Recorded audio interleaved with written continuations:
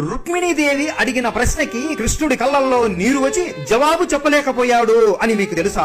ఒక రోజు కృష్ణుడు మరియు రుక్మిణీదేవి ఇద్దరు కూర్చుని ఉంటారు. రుక్మిణీదేవి కృష్ణుడి వైపు చూస్తూనే ఉంటుంది. ఆమె కృష్ణుడితో ఒక మాట చెప్పాలి అని అనుకుంటూ ఉంటుంది. కానీ ఆమె గొంతులో నుండి ఆ మాట రాలేకపోతుంది. అప్పుడు కృష్ణుడు, చెప్పు రుక్మిణి, నీ మదిలో ఏదో ఉంది, నన్ను ఏదో అడగాలి అనుకుంటున్నావు కానీ అడగలేకపోతున్నావు.